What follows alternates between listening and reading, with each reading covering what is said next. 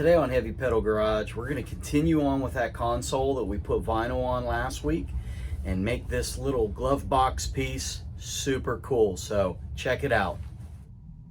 So this is the original one out of my car. It's pretty crusty, pretty gross, so we're going to take care of it. But this is all hard and cracking, and it just peels right off. And then I've already got this all taken apart, all the hardware's out. But you've got this piece and your little hinge there, and it all comes apart by taking these screws off the underneath. So my plan is going to be, first we need to fix this. So this is probably from putting pressure on it, resting your arm on it, and it cracks and breaks. So in order to solve that issue, I went ahead and cut a piece of wood, and I've got a couple relief holes here for the screws, and then this one, this hole here, you got to have this because when you have your material over top, it's not really going to let the air out unless you have a hole here. And I'm pretty sure that's what that's for, is when you put your arm on it and it'll push the air out so that everything works okay there. But the deal with this piece of wood, when you cut it, you got to make sure that it fits within the perimeter of this edge, because that all just kind of fits on top of each other. Now I'm sure you could beef this up with anything. I thought about fiberglassing it. That's just going to take too long, sticky and messy. You could use metal, aluminum, steel, whatever you want, hard rigid plastic, just something to firm this up so that it doesn't crack again. So what we're going to do is take some rivets and secure it to this thing. I've already pre-drilled some holes. However, you'll see I had to abort on some of these holes because I drilled them before I actually fitted this into this box, but it's gonna be all right. We'll go ahead and suck this down. Okay, before I go all the way with that one, I'm gonna get a few more in here, and that way we know everything's gonna line up. There you go. Cleaned it up with some mineral spirits. If you watch Vice Grip Garage, it's also known as Earth Ghost Juice. But that worked pretty good. Got my rivets in there. Bottom side of it looks kind of crude, but nobody will see it unless you take the top off. So the next step is going to be to simulate the padding on the top. And again, I'm going to use my favorite here, closed cell 3M foam. And if you watch the dash video, I use this on top, and we're just going to do the same thing. We'll see how it looks. I'm thinking maybe 2 layers.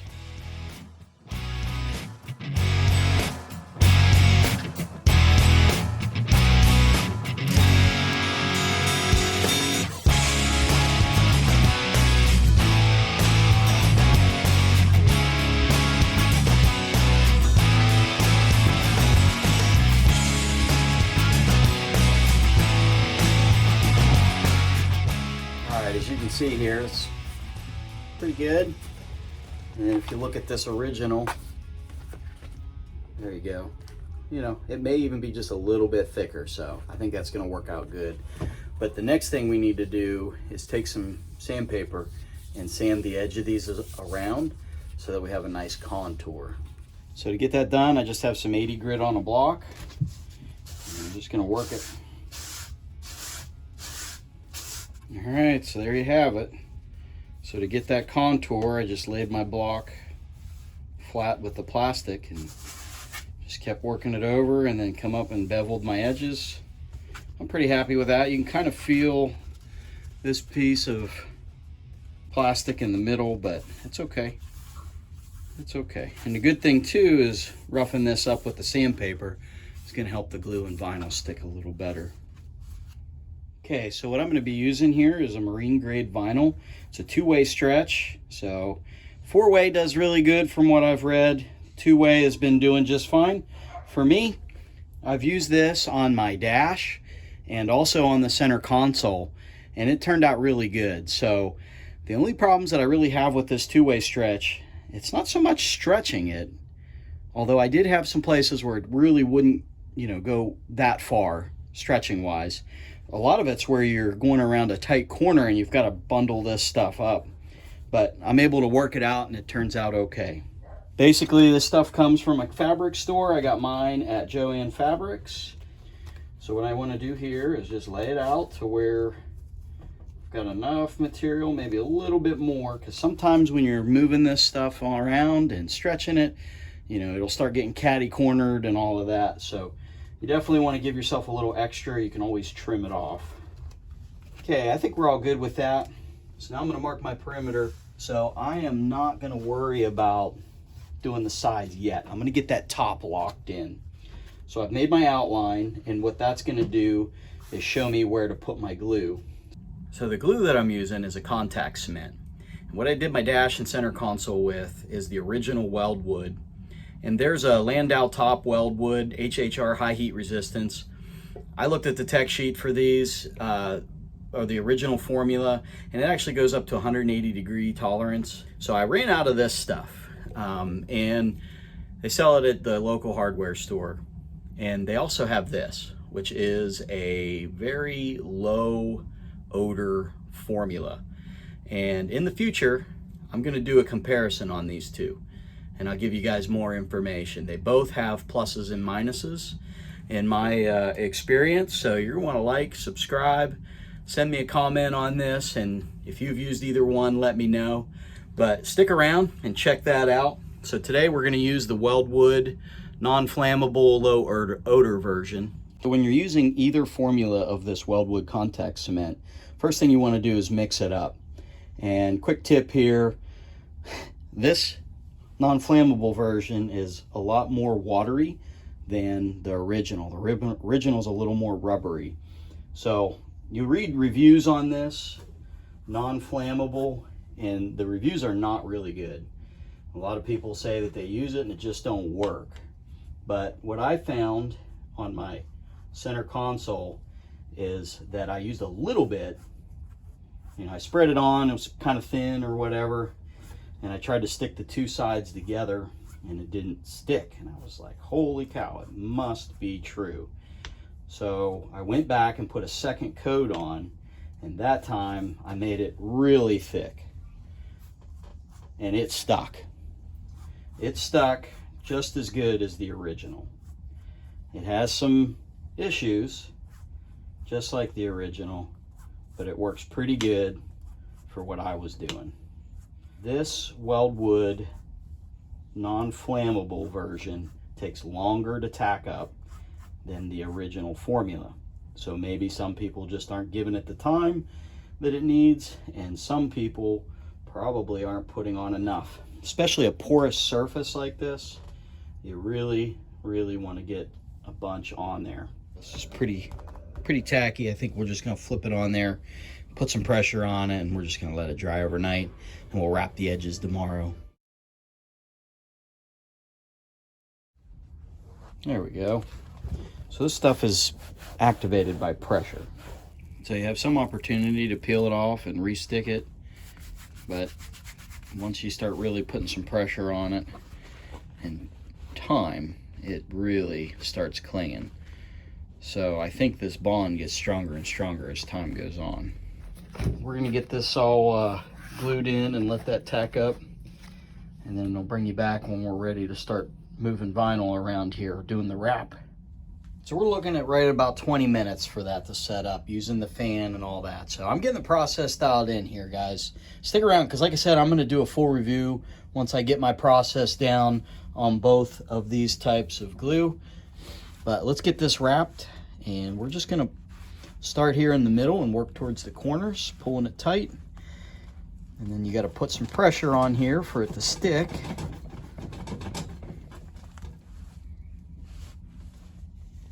There we go. We're going to need to do some relief cuts here.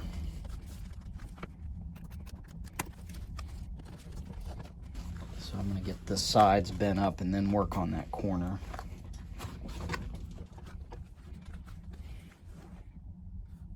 Oh yeah, that's coming along. So there we go. I think I can work with that. I'm just going to keep pressing it down, keep working it around, and we'll do all four corners that way. But you can kind of see what I got going on here as far as relief cuts. So the heat really does help. I'm going to show you another corner here. Put a little heat on there, and then you can really just stretch that out and kind of work where it's gathering. You can work that around too, and just kind of keep playing with that bubble. When it gathers, you can start twisting that out, and basically you can get to where you have no edges or no lumps, no folds, and it just works. And then the extra material, once you get this nice and smooth around here, you can gather this material up, pinch it. Don't cut right at the edge here, come a little bit off of it this way. So we've got that pinched up into a little notch there, and just come back and see, and that leaves you with a cut that you can work down into the corner. And you can do that multiple times. So like, for example, right here, I'm starting to get one. Stretch it out, come back off of the edge, cut a little V in it, and that takes away that extra. So there you go.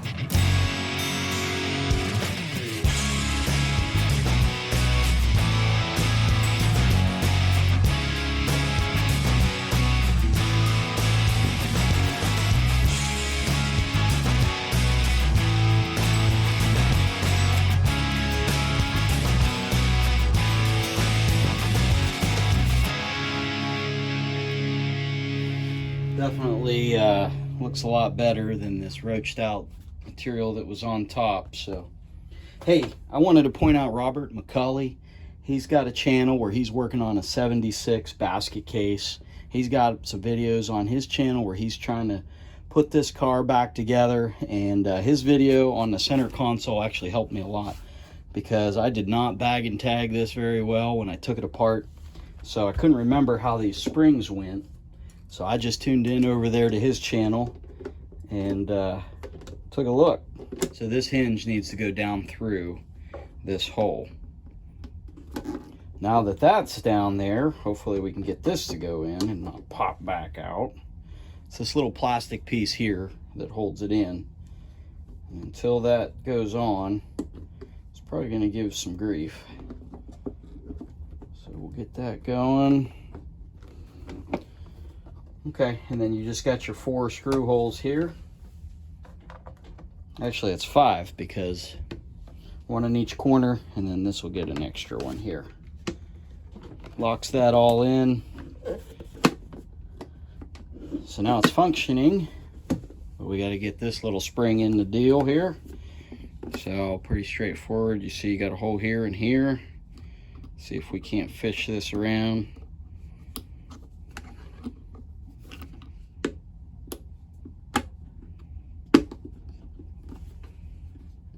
I think that's right. Oh yeah. Awesome. Thanks, Robert. All right, see how this looks. So to get this box back in here, there's 3 tabs on one side and 2 tabs on the other. So you can match those up there. It'll only go in one way. And I'll tell you too, you got to open the lid, because with the lid closed, this little hinge sticks out too far and it won't really slip down in there. So that's all there is to it.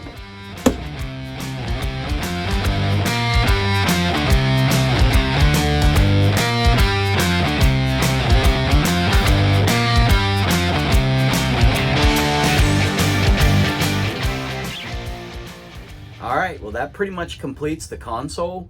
Other than ASIC Eric had a good comment on my video where I installed the speakers in this thing.